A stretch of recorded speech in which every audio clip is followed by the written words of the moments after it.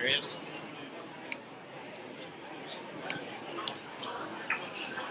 All right, you're on. Did you push the records? Thank you. So, firstly, morning everyone. Thank you very much for having me via video conferencing. I would have loved to join you in person, but I had a prior obligation here in California. I'm actually giving another talk here in a little over an hour, so there was no way for me to join you in person. But what I wanted to do was share with you today some of the work we've been doing on Coursera and on MOOCs. So I'm going to share the screen so that hopefully you can see my slides, and in case the slides ever go away, please let me know and I'll fix it. So as Dr. David had just introduced me before I was able to dial in. Andrew, we can't see the slides yet. Oh, I'm sorry. Let's see. Are you able to see the slides now? No. You look, your video's frozen. I see. I think it must be a bandwidth issue. And it must be a network bandwidth issue. Okay. Actually, are you seeing me move in the video? Yeah. No, okay. Now we can see your desktop. Yeah. Oh, okay. All right. Let's try to see. There we go. Yeah. Perfect. Great. Great. Thank you. Sorry about the network glitches. Sometimes when the network isn't fast enough, Skype does this. But if the slides ever become not visible, or if the slides sometimes disappear entirely, I hope you will please let me know. Is it very interesting? That's very interesting. Someone just sent a Twitter about a comment that I just made, and it appeared in my Twitter feed notification. All right. So let's see. As most of you know, I'm a Stanford professor and also co-founder of Coursera. Most people today will never get to take a Stanford class, but we're changing that. Today, working with such great schools in the US as Stanford, Princeton, Columbia, Caltech, Penn, and many great schools around the world as Peking University, University of Jerusalem, University of Toronto. We're taking courses from all of these great schools and putting them online free for anyone to take. We're using technology to offer a great education at scale. I'm proud that today, 30 of the top 60 universities worldwide, as well as the number 1 or 2 or both in 14 different countries, are working with us to create free online courses. So let me share with you my story of how this has started. As a Stanford professor, I usually teach a 400 student Stanford class. It was just over 2 years ago, almost 2 years and a month ago, that I placed my course online and it reached an audience of 100,000 students. To put that number in context, for me to reach a comparable size audience, I would otherwise have had to teach at Stanford University for 250 years. So since launching the first couple courses out of Stanford, the MOOC movement and Coursera have grown substantially. And today, with over 100 partners, over 500 courses, and over 5 million students, we're by far the largest MOOC or massive open online courses platform in the world. So 5 million students over 2 years. Why do so many students want to take our courses? I think it is that first and foremost, these are real courses. So each course begins on a certain day, and it runs for a fixed period of time with there being regular lectures and homeworks each week. And if the student at the end of the course has submitted the homeworks and met a high grading bar, they can also receive a certificate that they can put in their resume and use to find better employment or educational opportunities. So I know that many of you will have heard of the MOOC, Massive Open Online Courses movement. Let me quickly show you what the student experience is like taking one of these courses, and also show you some of the newer developments in MOOCs that you might not have seen. Like many others, we use video-based instruction. So let me show you a short clip of what a typical lecture video looks like. And generally, we start with some set of practices. Sorry. And then we have to decide what are the strategies. So I want to highlight the accelerated playback, 1.5x speed playback. English captioning, which is useful for non-native speakers, as well as foreign language captioning written by volunteers. It turns out that allowing students to play the video back at accelerated speed allows students to make much more efficient use of their time. It allows students to blast through the material at 1.5x speed or 2x speed, because if on the website you miss something, you can just go back and do an instant replay. It's about personal story. It was about 6 months ago that I was at a party at LinkedIn here in California when I met one of the students that had taken my machine learning class. He came up to me and he said, "Oh, Professor, I really enjoyed the machine learning class. I learned a lot of machine learning, found it really useful for my job.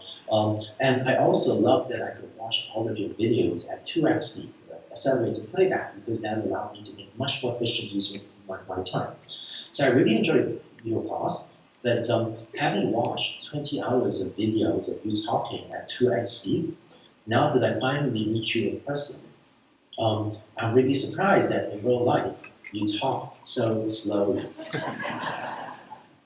But it does let students make more efficient use of their time. So let's see, beyond hosting lectures online, we also encourage instructors to take concepts and break them down into, say, 10-minute bite-sized pieces. This allows instructors to post optional prerequisite and optional advanced material, and allows students to pick and choose the pieces that interest them most, thus allowing them thus moving us away from the one-size-fits-all model of education.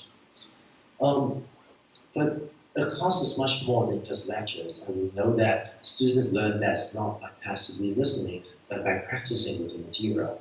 In other words, often the lecture is not where the real learning takes place, often it is in the homeworks, that's where the learning takes place. Because of that, we build into our courses many opportunities for students to test themselves and to practice with the material. Let me show you an example of what we call an in-video quiz. Hey, Andrew, the screen is frozen again. Oh, sorry. You know what? I think. Well, maybe I'll try to do about the videos. But are you able to see a slide that says Duke University on the upper left? No, we're still seeing the video instruction slide with the genetics stuff on it. I see. Okay. All right. Apologies. I think there must be a slow network connection somewhere. Maybe I'll keep talking and see if the network comes back up, to be respectful of everyone's time. If the audio works, hopefully that will help convey the gist of what we're describing. So in addition to the video lectures, all of our courses also have many opportunities for students to interact with the material. This includes quiz questions that pop up right in the middle of a lecture video. As well as more serious weekly homeworks.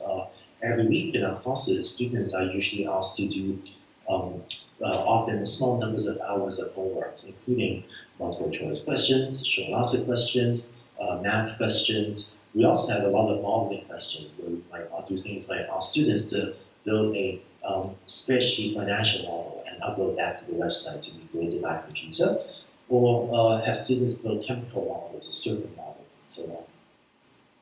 All right, this is unfortunate. The screen is frozen, which is usually a sign of a slow network connection.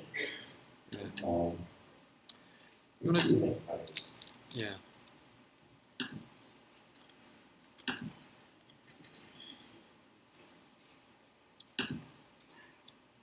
I think it's changing. I think it's coming back. Just give it a second. Okay. Are you able to see any motion? No, it's just your face with the spinner on it. It's still loading the slide.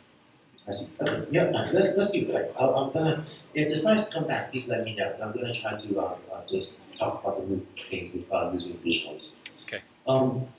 So one other nice thing about MOOCs and auto grading assignments is that we can allow students multiple attempts at a piece of work. Turns out that in a typical Stanford class, in a typical on-campus class, He's on campus at Stanford. I don't think it says. A student submits a piece of work, then we graded and returned it to them. And if they got 60 out of 100, then what can you do? Okay. Great. Oh, good. All right. Yeah. So just to show you some of the diversity of homeworks we have, many instructors pop up polling questions in their class. In this example, Dan Abrieli asked his class, if you need to remove a bandage, if you need to remove a band-aid, what strategy would you use? Would you just yank it off, or would you slowly peel it off long periods of intense pain? And students get to respond and participate in the class and see what others think as well. We also have many different types of networks, which can be usually computer graded, so that we can give students instant feedback. And one recurrent theme, and moreover, we've developed an app platform that allows our university partners to write very sophisticated plug-in pieces of software, mostly interactions and auto-graded exercises, such as here, we have students implement a computer game right in the browser, as well as other universities, Illinois Berkeley School of Music, have plugged in other components for letting students do interesting things with music, or letting students play with complex chemical structures. And I think one thing we realized was that there's no way for Coursera to implement everything that is pedagogically useful. And so we decided to take a more humble role of being a platform, or being an application platform that allows our university partners to implement creative things and implement their pedagogic vision. And we help them push this out at scale to some tens and just thousands of students. But I think I'm amazed at the diversity and the richness of the interactions that is possible on the website. So far, I've been talking about computer-graded quizzes. One really nice thing about that is that you can allow students multiple attempts at a piece of work.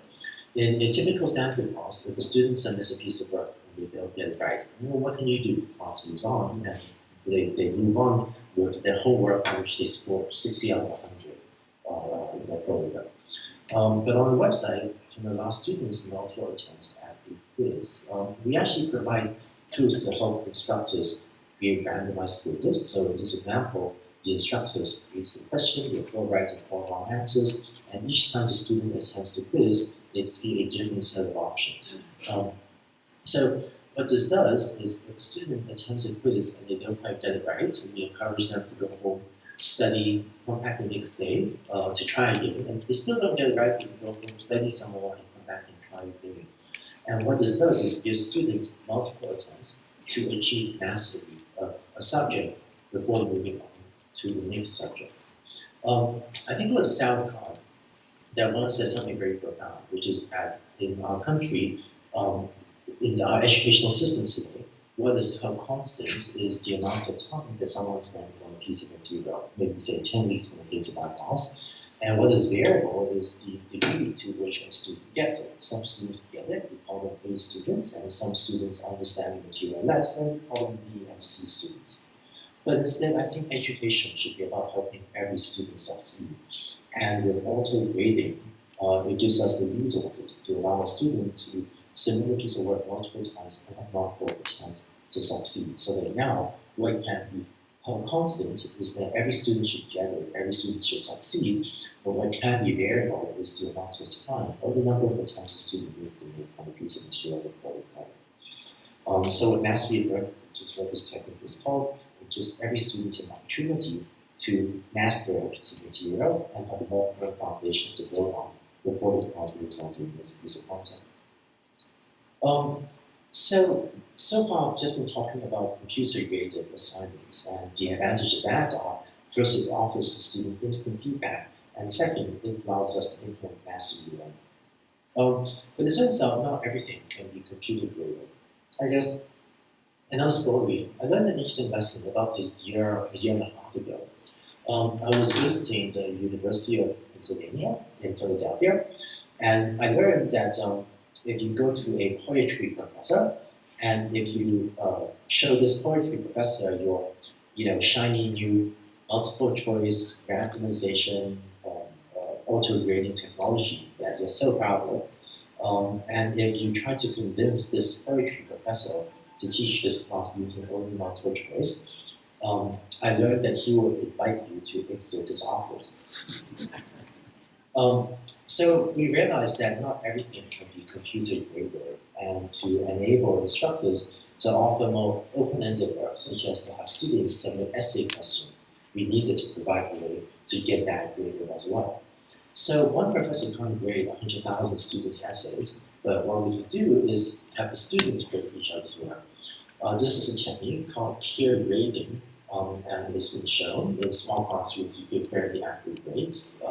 Here are the student grades and the teacher grades shown the small study is highly correlated. And so what we did was we took the idea of peer grading and applied at scale classes with tens of thousands of students. The way it works is as a student in one of these classes, you would be asked to first do the work, say write an essay, or in this case, students were asked to build a physical artifact and then to use their cell phone camera to take a picture of the physical artifact that they had built, and then upload the picture of what they had built and designed to the website for it to be graded by other students. So students will be asked to first do the work. And then this slide shows 3 actual submissions by 3 actual students in the Wharton Design, University of Pennsylvania design class. Having done the work, every student is then trained to grade other students' work. And finally, every student is required to grade 5 other students' work, and in exchange, you get feedback from 5 other students about your work. So this is work. We and our university partners have been able to show that peer grading, I think, gives fairly accurate grades. Here, this study shown here, done by Princeton University, shows that the peer assigned score is highly correlated with the teacher assigned scores. So most of the points lie on 45-degree axis. And moreover, peer grading allows students to give each other very useful qualitative feedback. I've heard from quite a lot of students that they enjoy the peer grading process, whereby not only do you get to learn and submit homework, you get to see other students' work and play a bit of a role of a teacher as well, to give feedback to other students about their work. And many students said that they really value this as part of their learning experience, and that it was also just fun to feel part of the community, to be able to discuss, to be able to help other students with their work. And so I think peer grading together with auto grading have been key technologies that have enabled us to offer a broad range of courses to STEM humanities, to social sciences, engineering, business, local finance, and other areas. One of the vertical subjects that I'm personally most excited about is actually teacher professional development. Whereas Coursera today has focused on higher ed, we also spend some time examining K-12 education, and we realized that our technology today isn't quite right for serving the 7-year-old students that hasn't yet learned to just sit still for 2 hours and do work.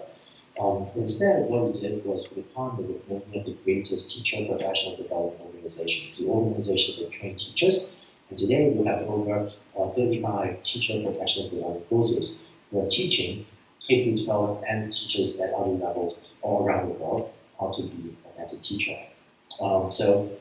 Some examples of my favorite classes. If any of you have young children, children or grandchildren, we have a class on how to create meaningful interactions, emotionally meaningful interactions with very young children, ages 0 to 3.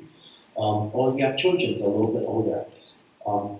What do you want your children to learn? We want our children to be curious, hardworking, ethical. What do our schools teach? Our schools teach math, algebra, chemistry, and so we have a fascinating teacher professional development course taught by David Wood, one of the founders of KIP, on how to teach units of character. So if you as a teacher or as a parent or grandparent, if you want to know how to teach your own children grit of character, we have a course on that too. It's taught by the most amazing teachers on this planet, one of the founders of KIP, the KIPP. So let's see. Talked about the student experience from the perspective of the lectures and from the perspective of the homeworks. The third and final component of the student experience is the community. One of the nice things about having 100,000 students in a class is that a community starts to form around the material. This means also that when students have questions, well, a professor can't answer 100,000 students' questions, and you can have the students answer each other's questions. We developed a discussion forum where students can post and answer each other's questions. Because of the sheer number of students in our courses, the last time we measured it, actually in my first class, when a student asks a question, the median response time, that is how long we have to wait to get a response, was 22 minutes. And I think a 22-minute response time is an amazing level of service. Today, we're also continuing to do a lot of other things to build up a sense of community. For example, just announced yesterday in my machine learning class, this is the 5th round of, so I guess it was almost exactly 2 years ago that, my small team in Stanford launched my machine learning class, and one of the class does starting this MOOC thing. My machine learning class is running for the 5th time now, and just announced yesterday, we've also experimented with a tutoring program in which we have taken students that had completed earlier versions of my class, and we've invited them back to be tutors and mentors with one-on-one Google Hangout type chats with students in the current offering of the class that want to go talk to some of the older students, some of the previous year's successful students in order to get more help with learning about machine learning. So we're constantly running new experiments to build up the community. And the reason I'm excited about tutoring is because it allows the best students to step out to be teachers as well. And moreover, we now start to build a community that spans multiple offerings of the same class. Today, Coursera serves a very diverse, non-traditional population. Over 80% of our students already have a bachelor's degree. So even though Coursera has its roots in higher education, when you think of Coursera students, don't picture an 18 to 21-year-old college student. Picture instead someone in their late 20s or maybe in their 30s, often already educated, that are taking courses that are using Coursera to learn more. I think that in our world today, in our rapidly changing world today, I think the half-life of knowledge is decreasing. And I think the old model of education, where you go to college for 4 years and for the next 40 years, just focus on what you can learn, I think that makes no sense in today's rapidly changing world. And so the nearest proximal effect of Coursera is that we're bringing many working adults back into the educational system. Because if you think about it, most working professionals don't have great alternatives to education. It's very challenging to hire a babysitter twice a week to go take night classes in community college. And so I think the free access to the best college courses in the world is bringing many working adults back into the educational system. And we also have students all around the world, which increases the diversity and creates some of the most lively discussions in some of the classes. And because of the very international nature of our student population, we've also spent a lot of time internationalizing our platform. Today, if you were to visit Coursera from China, this is the website you will see. It looks very much, it is really a Chinese website. And as you browse through different pages, you see the Chinese website. So we started with Chinese, but we're working on fully internationalizing the platform to other languages as well. As for the course content, we have courses, most of our courses today are still taught in English, but we have courses taught natively in Chinese, Spanish, Italian, French, German, Portuguese, quite a few other languages now. And finally, we're also working with a number of translation partners to take courses that were originally taught in English, such as this University of Michigan course, and translate the course into other languages with subtitles to make the international course content accessible to people around the world. Most of our courses are only we're taught in English, so we're translating from English into multiple languages. But in the future, we plan to take courses taught in other languages. Imagine you take a Chinese course or a Spanish course and translate that to English so that an American student can also learn great universities can learn from the Ecole Polytechnique, even if the American student does not speak French. So let's see. From the student perspective, the fourth and final major component of the experience is the opportunity to earn this certificate. Many of our students work really to complete these courses, and these are real courses. Maybe another person's story. this is the moment when I learned just when I got an emotional understanding of the seriousness with which students take Coursera courses. So in my family, every Christmas, my father and I have a tradition of celebrating Christmas, and then the day after Christmas, we always go shopping for electronics. Family tradition. So we've done this for over a decade now, but last December, something was different. On December 26th, my father and I, as was our family tradition, were at this huge electronic shopping bazaar in Hong Kong. And so, same as every year, we were geeking out looking at electronic gadgets. But last year was different. At 2 o'clock that day, my father looked at his watch and he said, "Oh my God, it's 2 o'clock. I have to go do my Coursera homework."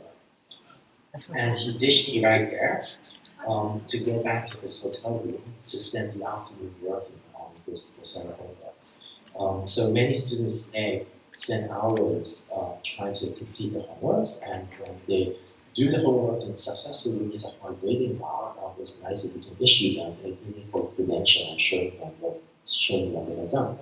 So one of the challenges of issuing a verified credential is that if you have these hundreds of thousands of students around the world, how do you even know who these people are? So one of the innovations that I'm most proud of is the system we had developed to help build to verify students' identities at scale. The way it works is, let's see, this builds on some of the old research I had done at Stanford, but it turns out that when you type on your keyboard, the way your typing rhythm is unique to you, is like a fingerprint. And so in the signature tracker verified certificate program, when the student signs up, we first ask them to show us a picture to hold up their photo ID. So you take a picture of their photo ID and associate their real picture with their real name. And then every time they submit a piece of work, we use a combination of taking the picture using the webcam, as well as measuring your typing rhythm to make sure that it really is you sitting at the keyboard submitting the work. And on that basis, we can issue what we call a verified certificate that comes from the university and from Coursera, and which is increasingly treated as a meaningful credential that employers and admissions committees at universities are taking seriously. So let's see. Maybe because of one of the nice things about teaching a course with so many students is the data that you can collect. Maybe because of, in the interest of time, I might skip over this and just jump to the next piece. So I guess, right, so far I've been talking mainly about the MOOC, massive open online course of students, these hundreds of thousands of students around the world. Over the last year, I've often been asked if anyone can go online and take a free Stanford course, why on earth would anyone still pay $2,000 US for a Stanford degree? And I think the answer is that I think the role of a university should not be to just broadcast content, because content is easily free on the web. Instead, the role of a university, students come to our universities not just for the content, but for the interactions with professors and the interactions with other equally bright students. To quote Plutarch, I think the mind is not a vessel for its filling, but room that needs of empty. So many of our university partners today are implementing what is called a flipped classroom model. And those of you that know how Coursera started, the flipped classroom, popularizing the flipped classroom was really the insight that my co-founder Daphne had. It was 2 years ago that I had launched the first MOOCs out of Stanford, and Daphne was one of the other faculty that I had recruited to teach a MOOC. But she had this insight, this amazing insight, that the online content can also be used to serve the on-campus students, which is really what most of our university partners care about. And so because of that, she and I wound up getting together to form Coursera, which today serves hundreds of thousands of students, which you know about. But equally important, many of our university partners are also using us to implement a flipped classroom. So the way that works is you can put your lecture content on a website and send students to the Coursera site to watch the content, where ironically it can be more interactive and give more immediate feedback to students than a traditional university class. What this does is it now frees up it now frees up the classroom time so that students in the classroom can use the time to discuss the material with each other, or use the time to discuss, to engage in much deeper interactions with the professor. And so, to be clear, I think Coursera today as serving two distinct but equally important populations. First is the hundreds of thousands of students out there where that otherwise would never have access to these great university courses. To them, we're clearly improving their access to education. But the second equally important group are, say, the 50 students at a Stanford class or a Caltech class. By helping these universities implement the flipped classroom, we're also giving them a much greater access to education and helping improve the quality of on-campus education as well by creating much more time in the classroom for students and faculty to engage more deeply. And of course, there have been pedagogical study sessions this, which show that these more interactive modes of engagement result in much better student attendance, engagement, and learning as well. And this is not a 1 or 2%. This is not a 1 or 2% improvement in student learning. This is like a 30% in student learning. So I think it's important that we're helping our university partners improve their on-campus education as well. Finally, just to wrap up, I've been working on these groups for over 2 years now, and I'm humbled by how far our university partners have helped us come, but also by the long road that there is ahead of us. Let me share with you something that I would quite like to see happen. A year or two from now, I want there to be a lower income individual. Maybe someone in India, maybe someone in China, maybe someone right here in California where I am. But I want that lower income individual to be able to sign up for a dozen Coursera MOOCs. They will have to work really hard to finish that because these are courses from top universities. But I want that lower income individual to be able to list their courses in their resume and use it to find a better job and earn a livelihood for themselves. Because they can do that at scale, they can use technology to offer anyone a shot at education and better employment opportunities. What that means is we can give everyone a shot at the middle class. And I think this country, I think the United States needs it. I think other countries probably need it even more. But if we can give everyone on this planet a shot at a middle class life, I think we can change the way the planet is run. So I think that it was just about 2 years ago when we were launching this that I started going around talking about this idea that education shouldn't be only for the elite, that education shouldn't be only for the privileged, but that education should be a fundamental human right. And with the opportunities that education can bring, and with finally now technology to offer education inexpensively at that scale, I hope that in the coming years we can really education a human right and give everyone a shot at entering the middle class. Thank you very much.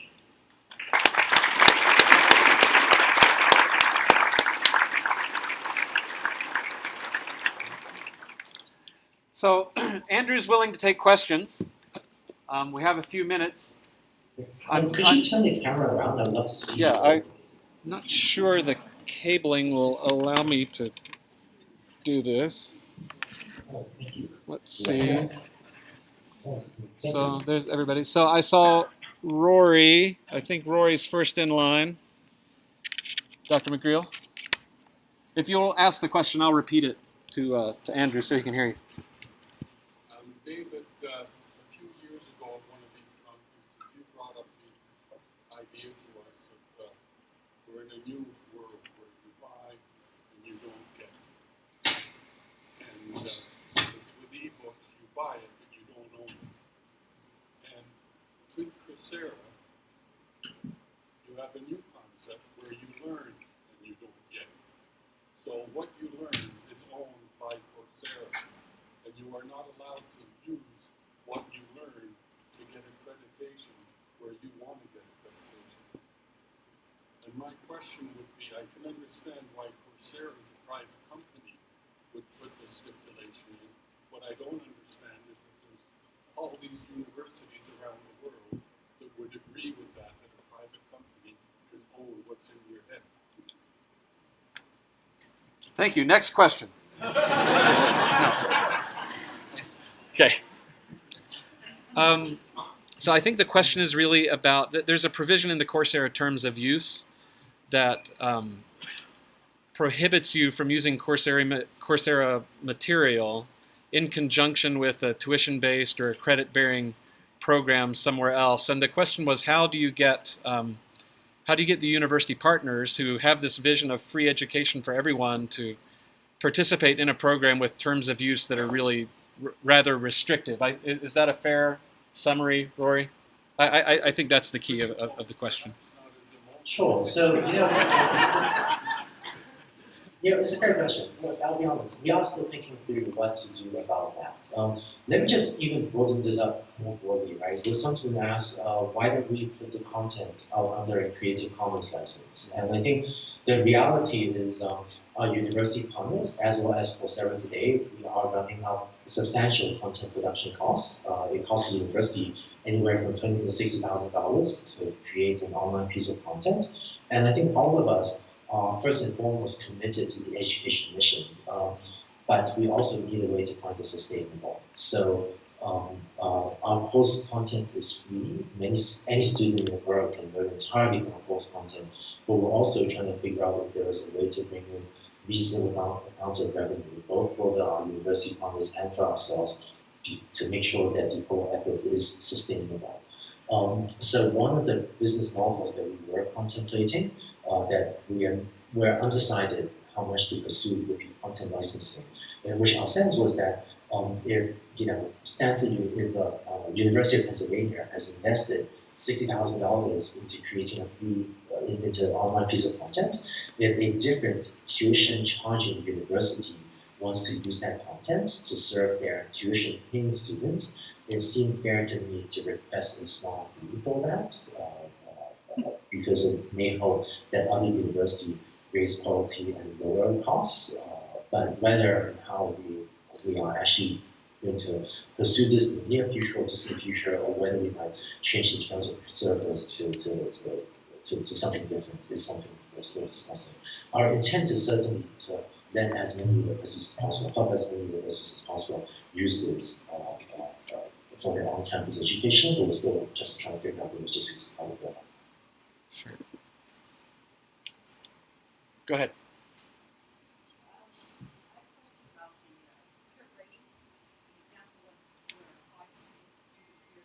Mm-hmm.